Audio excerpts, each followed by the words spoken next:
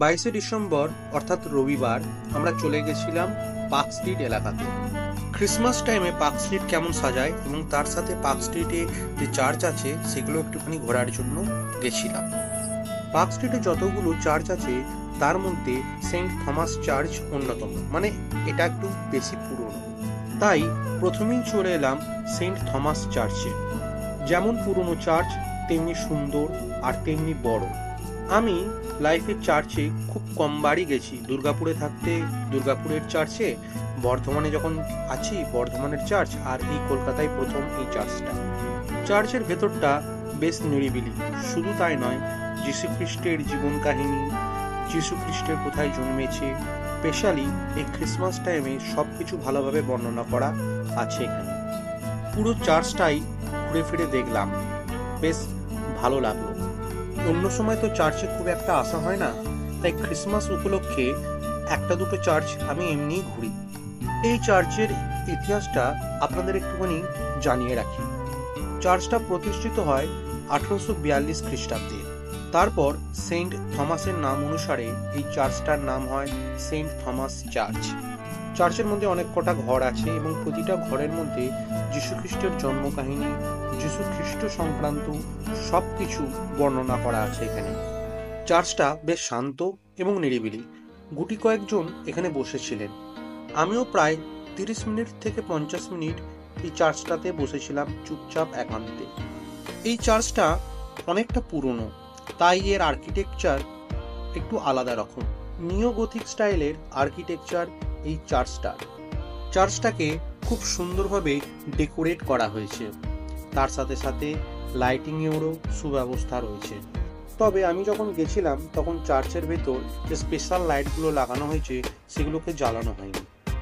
কেউ যদি চার্চ বিষয়ে গভীর তথ্য রাখেন বা জানেন, আমাকে একটুখানি জানাবেন যে এই যে কাঁচের এগুলো যেগুলো রয়েছে বা বিভিন্ন ধরনের মূর্তি বা আরও যেসব জিনিসগুলো রয়েছে সেগুলোর মানে কি। কেননা আমি সত্যি কথা বলতে আমি সব জানি না চার্চের বিষয়ে।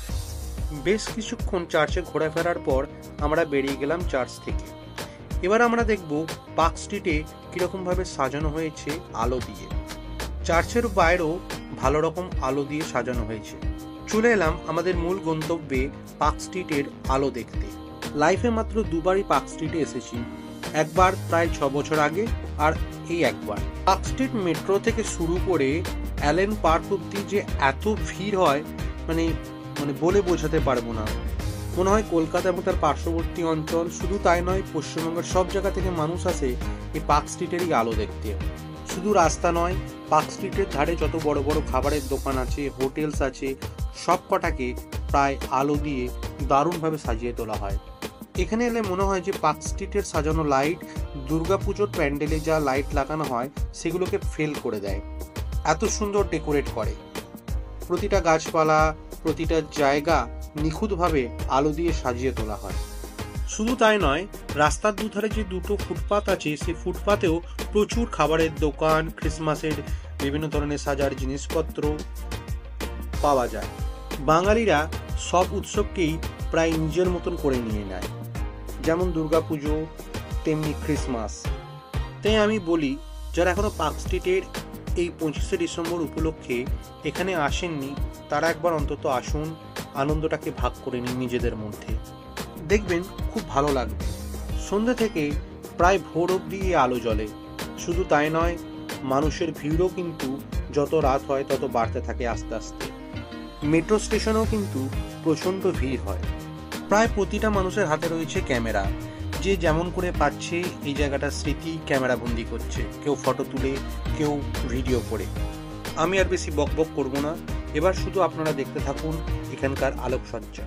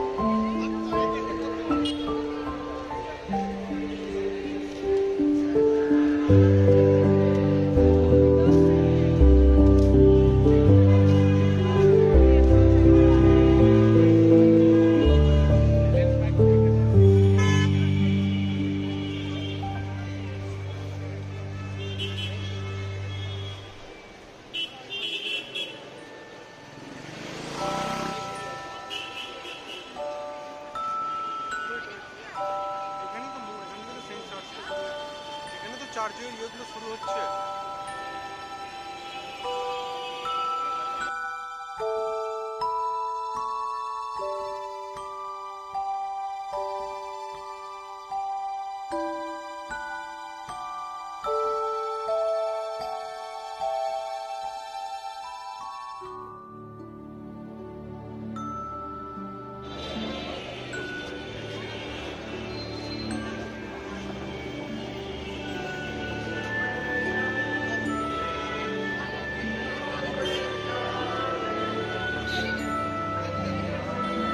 এই ভিডিওটা আপনাদের কেমন লাগলো অবশ্যই কমেন্টে জানাবেন। যদি ভালো লেগে থাকে তাহলে একটা লাইক, ছোট্ট করে একটুখানি সাবস্ক্রাইব আর বন্ধুদের সাথে শেয়ার করতে ভুলবেন না। আর হ্যাঁ, অবশ্যই পারলে একবার এখানে আসুন, এখানকার আনন্দে আপনিও শামিল হন। ততদিন ভালো থাকুন, সুস্থ থাকুন। দেখা হচ্ছে আর একটা কোনো নতুন ভিডিওতে।